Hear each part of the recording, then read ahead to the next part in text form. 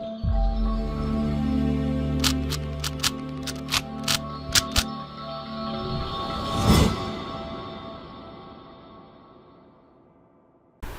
guys, welcome to Viva Classes. I hope you like my videos. If you like my videos, please like, share and subscribe our channel. आज हम लोग class 11th maths chapter 8 sequence and series की miscellaneous exercise के question number 1 to question number 6 आपके साथ discuss करने जा रहे हैं। तो चलिए क्वेश्चन नंबर 1 देखते हैं। जैसा कि हम आपको ऑलरेडी बता चुके हैं कि हम दोनों ही फॉर्म में वीडियोस अपलोड कर रहे हैं, पेन पेपर फॉर्म जो हमारा ओल्ड मेथड है एंड स्मार्ट बोर्ड जो अब नए तरीके से अपलोड हो रहा है। तो जो भी कन्वीनियंट मेथड आपको लगे आप उसे ज़रूर समझिए, राइट, क्योंकि हमारा पर्पस आपको समझाना है, वो भी कम टाइम में।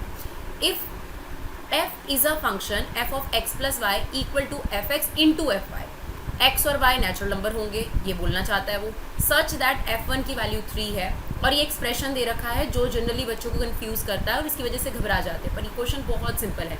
Find the value of n। देखिए सबसे पहले आपको इस एक्सप्रेशन को समझना है। यहाँ पर क्या कह रहा है कि x की वैल्यू जो है वो 1 से स्टार्ट होगी, मतलब आप x की वैल्यू 1 रखेंगे, 2 रखेंगे, 3 रखेंगे, 4 रखेंगे और कहाँ तक लेके जाएंगे x की वैल्यू को n तक। और इस सिग्मा का क्या पर्पस होता है कि जो आप 1, 2, 3 रखेंगे उन टर्म्स के साथ क्या रिलेशन है, वो टर्म मल्टीप्लाई हो रही है, सब्ट्रैक्ट हो रही है, प्लस। तो सिग्मा का मतलब होता है कि वो प्लस हो रही है। जैसे देखिए अब मैंने यहाँ पर x की जगह 1 पुट करा तो ये f1 हो गया, 2 पुट करा f2 हो गया, देन 3 पुट करा f3 हो गया, f4 हो गया। ऐसा कब तक चलेगा, fn तक। अब इनके बीच में क्या सिंबल है, तो सिग्मा का मतलब होता है इनको आपने प्लस करना है, राइट, ये मतलब है इसका। क्लियर। अब आपके पास टोटल दे रखा है कि इसका टोटल कितना है, यानी इन सभी टर्म का टोटल आपको ऑलरेडी गिवन है, दैट इज 120। आपको n की वैल्यू निकालनी है। अब देखिए आपके पास f1 की वैल्यू तो 3 है, यहाँ पर हमने पुट कर दी, बट f2 की वैल्यू नहीं है। अब देखिए f2 की वैल्यू कैसे निकाल सकते हैं हम लोग, क्या हम इसे f1 + 1 लिख सकते हैं? बिल्कुल। अब आ जाइए इस वाले फॉर्मूले पर। इसमें मैं लिखा है कि f1 + 1 किसके इक्वल होगा, f1 × में f1। ना f1 की वैल्यू कितनी है, 3 × 3, इसका मतलब f2 की वैल्यू कितनी हो गई, 9। सिमिलरली यहाँ आ जाइए, अब हमें 3 चाहिए तो हम क्या लिख सकते हैं, इसको 2 + 1 लिख सकते हैं। सेम इसी फॉर्मूले से हम इसे लिख सकते हैं f2 × में f1। ना f2 की वैल्यू कितनी है, देखिए यहाँ पर हमने निकाली है 9 और f1 की वैल्यू है 3, तो इसका मतलब ये कितना हो गया, 27। बस इतना काफ़ी है ये जानने के लिए कि ये सीक्वेंस क्या फ्रेम कर रहा है। 3, 9, 27 ये सीक्वेंस जीपी है, क्योंकि देखिए कॉमन रेशो सेम है। तो अगर मैं इस सीक्वेंस के फर्स्ट टर्म की बात करूँ तो 3 है, कॉमन रेशो इज़ ऑल्सो 3। अब क्योंकि r > 1 है तो कौन सा फॉर्मूला लगाएंगे वो हमें पता है। और यहाँ पर सम ऑफ n टर्म्स कितना दे रखा है, 120। तो अगर सम ऑफ n टर्म्स दे रखा है तो फॉर्मूला क्या बनेगा, a r⁻n -1 अपॉन में r -1 इक्वल टू 120, राइट। यही वाला फॉर्मूला लगेगा ना, a r⁻n -1 r -1, यही वाला फॉर्मूला लगेगा। तो यही वाला फॉर्मूला हमने इसमें लगाया। अब देखिए अब क्या होगा, यहाँ पर ये आपके पास बचा 3/2, right, that is 3/2, 3⁻n -1 equal to 120। अभी जो 3/2 है ये राइट साइड पे चला जाएगा हमारे पास, तो क्या हो जाएगा, 3⁻n -1 120 × 2/3, तो ये आपके पास आ जाएगा 80। ये 1 वहाँ जाके प्लस हो जाएगा, तो 3⁻n = 81। आप क्या लिख सकते हैं, इसे 3⁴ लिख सकते हैं। तो ऑन कंपैरिजन n की वैल्यू कितनी आ गई हमारे पास, 4, राइट। तो यही हमें फाइंड आउट करना था कि n की वैल्यू कितनी है। चलिए देखते हैं question number 2। The sum of some terms of GP is 315। Some terms का मतलब हमें नहीं पता कितनी नंबर ऑफ टर्म्स हैं, पर उनका सम कितना है, 315 है। तो इसको हम ले लेते हैं SN हमें दे रखा है 315, where first term and common ratio are 5 और 2। तो बहुत अच्छी बात है, फर्स्ट टर्म भी दे दी, कॉमन रेशियो भी दे दी। देखिए अगर आपको A और R मिल जाए ना तो वैसे भी वो क्वेश्चन बहुत ईजी हो जाता है, right. Find last term and number of terms, तो ऑब्वियसली हम इसका फॉर्मूला लगाएंगे SN का, और R > 1 है तो फॉर्मूला कौन सा लगेगा, A r⁻n -1 अपॉन में r -1। तो चलिए A की वैल्यू कितनी है, 5, r⁻n -1 r -1 is equal to 315। Now this is 5, 2⁻n is equal to 315, क्योंकि नीचे 1 है, ये 5 वहाँ जाकर क्या हो जाएगा, रेसिप्रोकल हो जाएगा। 5 डिवाइड में आ गया, कितना आ गया कट कर, 63। नाउ 2n, ये 1 वहाँ जाकर जो है राइट साइड पे प्लस हो जाएगा, ये हो गया 64। 64 को आप क्या लिख सकते हैं, 2⁻6। तो ऑन कंपैरिजन n की वैल्यू कितनी आ गई, 6। तो सबसे पहले आपके पास नंबर ऑफ टर्म्स जो है वो निकल कर आ गई। अब उसने कहा लास्ट टर्म निकालो, तो हम ये एज्यूम करके चलते हैं कि यहाँ पर जो टर्म लास्ट टर्म है वो सिक्स्थ टर्म है, तो सिक्स्थ टर्म कैसे निकलेगी, ए आर की पावर 5। नाउ ए की वैल्यू कितनी है आपके पास 5, आर की वैल्यू 2 है, this is 5 into 32 equal to 160, right. चलिए देखते हैं question number 3। The first term of GP is 1 and sum of third and fifth term is 90, find common ratio. तो फर्स्ट टर्म हमें ऑलरेडी दे रखी है, यानी ए की वैल्यू 1 दे रखी है, third term plus fifth term is 90, right, और हमें क्या निकालनी है, कॉमन रेशियो। तो चलिए A3 ये वाला फॉर्मूला ले लेते हैं। A3 किसके इक्वल हुआ, ए आर स्क्वायर, और ये हो गया a r 4 is equal to 90। अब अगर ए की वैल्यू 1 रख दें तो ये हो जाएगा आर स्क्वायर, आर की पावर 4 इक्वल टू 90। अब पॉलिनोमियल के हिसाब से पहले आर की पावर 4 आना चाहिए, फिर r square minus 90 equal to 0। देखिए जनरली ये क्वाड्रेटिक की तरह ही सॉल्व होगा, बस आपको एक छोटा सा अजम्पशन यहाँ पे लेना है। हम यहाँ पर x को आर स्क्वायर ले रहे हैं, तो अगर हम आर स्क्वायर ले रहे हैं तो ये आर स्क्वायर का स्क्वायर है और ये आर स्क्वायर है, माइनस 90 इक्वल टू 0। अब हमने आर स्क्वायर को x ले लिया तो ये हो गया x square plus x minus 90 equal to 0। अब हमें मल्टीप्लाई करने पे 90 चाहिए और एडलेस करने पे 1 चाहिए, तो 10 इंटू 9 मल्टीप्लाई करने पे 90 आएगा और सब्ट्रैक्ट करने पे 1 आएगा। तो ये हो गया आपके पास x square plus 10x minus 9x minus 90 equal to में 0, राइट। ये हो गया एक्स स्क्वायर, सॉरी अब इसमें से हम कॉमन ले लेते हैं, सिंपल।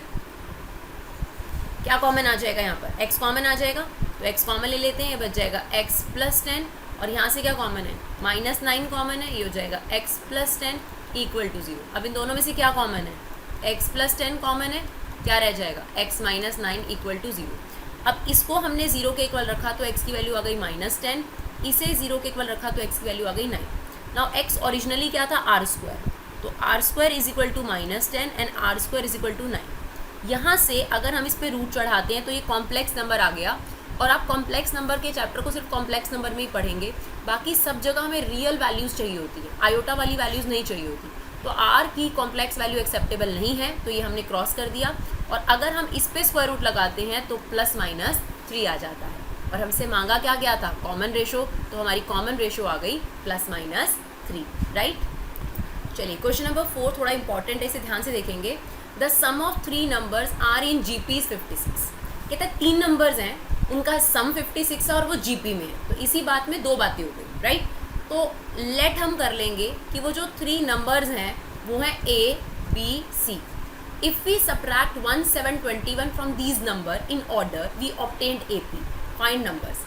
देखिए क्लियर बात मैं आपको बताती हूँ, अगर हमें 3 वेरिएबल फाइंड आउट करने हैं तो 3 इक्वेशन फ्रेम होनी चाहिए। जब तक आपकी 3 इक्वेशन फ्रेम ना हो आप इस क्वेश्चन को सॉल्व करके कुछ नहीं हासिल कर पाएंगे। तो 3 इक्वेशन फ्रेम करनी है जो इन्फॉर्मेशन की बने।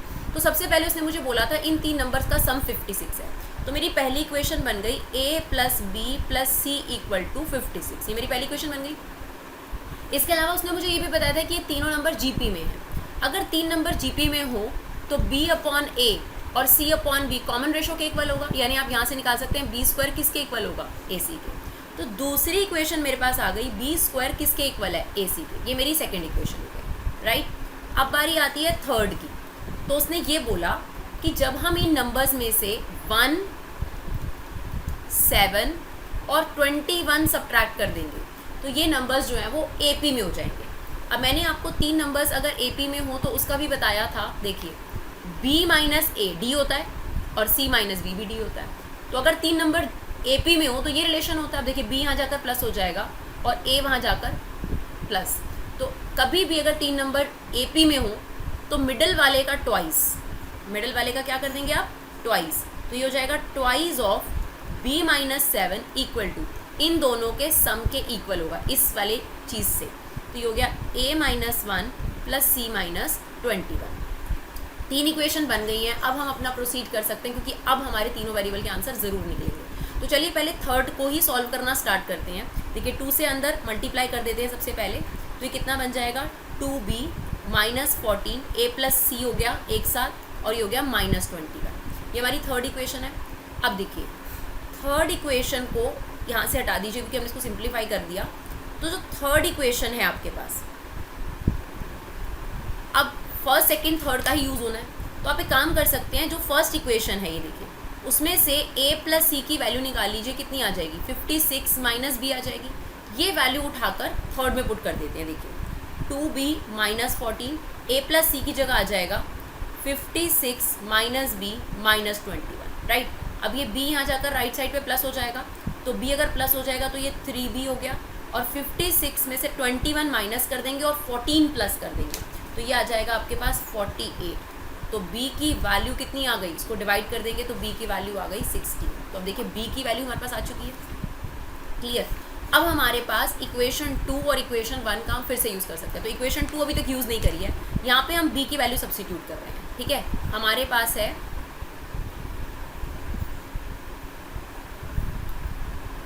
b की वैल्यू, यहाँ पे हम पुट कर रहे हैं, तो ये हो जाएगा 16 का स्क्वायर कितना हो जाएगा 256 इंटू a प्लस सी, और यहाँ पर भी हम b की वैल्यू रख देंगे तो ये आ जाएगा a plus c equal to 40। ये दो इक्वेशंस आ गई और c में।